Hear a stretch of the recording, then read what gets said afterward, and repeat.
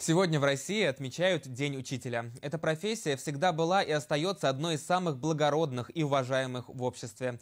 Насколько обновляются кадры в учебных заведениях? Приходят ли в классы молодые специалисты? Наталья Егорова отправилась в Чебоксарскую школу номер 40, где с 1 сентября преподают два молодых педагога. Владимиру Соснову, например, сразу же доверили руководство кадетским классам. С ним и познакомилась наша съемочная группа. Равняйсь. Смирно. Каждое утро учеников 6 К-класса начинается со строевой подготовки. Хотя классный руководитель и молодой, Владимиру Ильичу всего 26, у него не забалуешь. Дисциплина в первую очередь. За плечами у педагога опыт службы в армии, во внутренних войсках. Поэтому ему и решили доверить руководство кадетским классам. Объясняем эти нюансы, как, например, в той или иной ситуации нужно повести себя в строю. Нужно ли делать отмашку или нет, чтобы они более, так скажем, с практической точки зрения знали это все.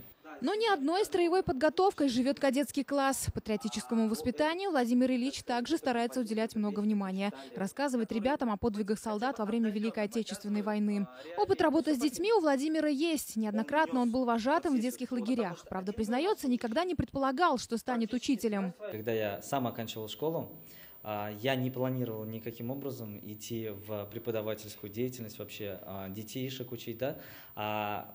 Хотел вообще абсолютно другими вещами заниматься и поступал совсем на другое направление. Он закончил факультет управления Чувашского педуниверситета. Затем прошел курсы профессиональной переподготовки по методике обучения истории и обществознания. Сейчас и преподает эти предметы в 6, 7 и 8 классах. Дети нового учителя приняли сразу. Он очень добрый, хороший, крутой, самый лучший учитель в мире. Мы к нему очень хорошо относимся, он всегда с нами хорошо обращается, и нам очень повезло то, что нам достался такой хороший учитель. В 40-й школе работает достаточно много молодых учителей. За каждым закреплен опытный педагог-наставник. В учебном заведении проходят занятия в школе молодого специалиста.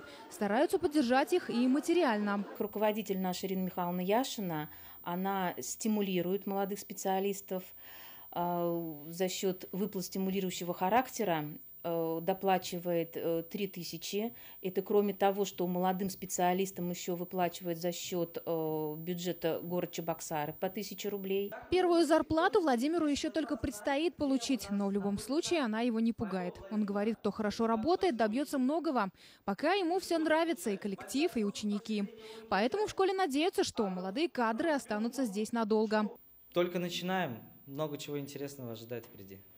Наталья Егорова, Никита Углев, Вести Чувашия.